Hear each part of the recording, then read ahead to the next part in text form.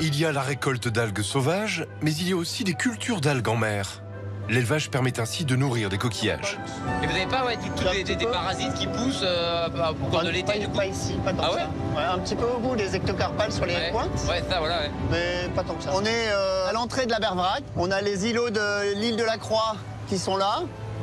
Et nos concessions d'élevage d'ormeaux sont ici.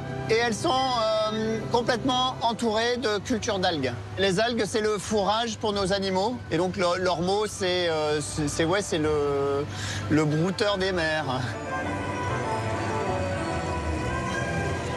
Ce que Xavier propose, c'est de reprendre la filière plus par là. Okay.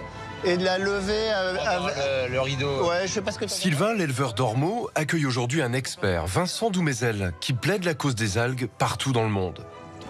Elles sont sous-utilisées dans notre alimentation et pourtant... Alors c'est une bombe nutritive, en effet, on va trouver, selon les types d'algues, évidemment, beaucoup de nutriments différents, du zinc, du fer, de l'iode, des protéines. Et avec quelques grammes de cette algue, on a tous les nutriments dont on a besoin pour une journée. On voit d'ailleurs au Japon, où on consomme des algues dans 10% des plats, donc 10% des plats au Japon contiennent des algues. Taux de cancer très faible, 40 fois inférieur aux autres pays du monde. Des taux de maladies cardiovasculaires, d'obésité, de diabète qui vont être aussi très très très bas. Et c'est évidemment multifactoriel, mais c'est corrélé avec une consommation régulière d'algues depuis des générations. Donc en fait, on peut même récolter toutes les parties un peu sales. Ah oui, tu veux parce que les ormeaux vont les manger. Ils vont faire le tri. C'est ça l'avantage. On les a fait naître au mois de... Ça va être au mois de décembre l'année dernière. Et donc elles ont à peu près 7 mois. Les algues se différencient des plantes terrestres ou marines, d'ailleurs, dans le fait que les algues n'ont pas de fleurs et pas de racines. Donc on voit, elles ont toujours 3 parties, les algues. Un crampon, qui est juste là pour s'accrocher au substrat, que ce soit un rocher, une corde ou le sable ou autre. Une stipe, qui est la partie, donc la tige, en fait, ce qu'on pourrait appeler une tige pour une plante. Et la fronde, ou le thalle, qui va servir à capter les nutriments. Donc qui va flotter dans l'eau et absorber, et qui va permettre à l'algue de se nourrir. Je vais la remettre à la potence. Il est temps de donner à manger aux coquillages. Alors attention à vous, on va la poser là où vous êtes. Et donc on va ouvrir. Je vais vous montrer un petit peu à quoi ça ressemble. Et là, on a des ormeaux qui ont entre 3 et 4 ans. On va distribuer le fourrage aux ormeaux qui vont s'en nourrir et le transformer en chair et en coquille. Donc là, ils sont affamés. Et là, ils ont faim, là. Donc c'est très bien, on arrive au bon moment. Donc voilà, on va pouvoir leur donner à manger et on les remettra à l'eau tout de suite derrière pour qu'ils continuent leur petite activité de brouteur.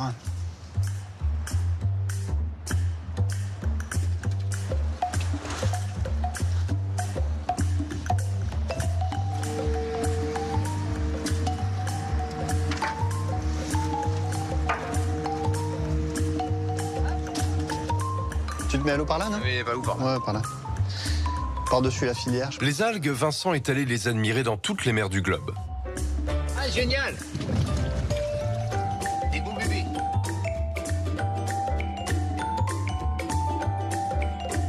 À force de voyage, j'ai découvert qu'il y avait une ressource qu'on connaissait mal et qu'on n'utilisait pas, c'est l'océan. L'océan qui couvre 70% de la planète et qui contribue à moins de 2% de nos apports alimentaires en termes de calories. Donc on est encore des chasseurs-cueilleurs, on est encore des hommes préhistoriques dans l'océan. Et ces océans, on va pas les sauver, c'est eux qui vont nous sauver en fait. Et ces océans, ils vont nous fournir une ressource multifacette, les algues. Et si on veut sauver ces océans, il faut commencer par le plus bas niveau trophique, donc les algues.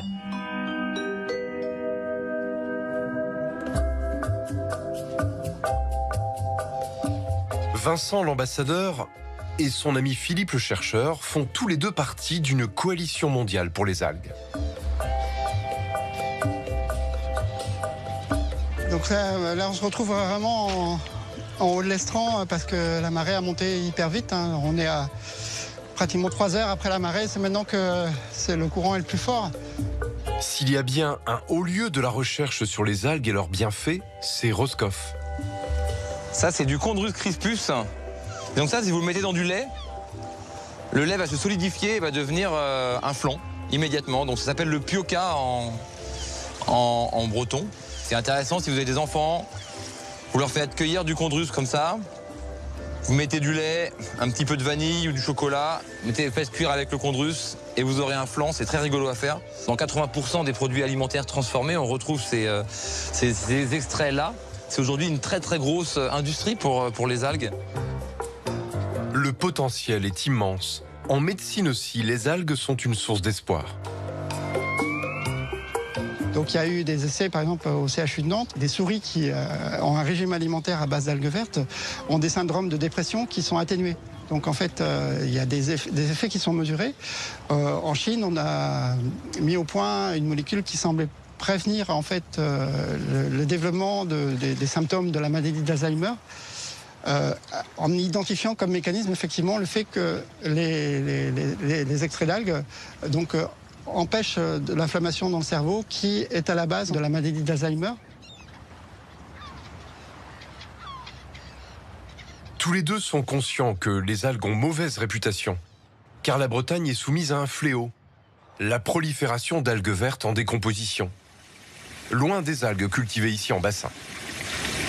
Elle est vécue comme une nuisance sur les sites où elle prolifère en fait. Et donc c'est sûr que pour tous les gens qui vont sur les plages, qui sont affectés par les marées vertes depuis plus de 50 ans, c'est vraiment une nuisance parce que si l'algue n'est pas prélevée, elle va se décomposer. Difficile en effet d'y échapper.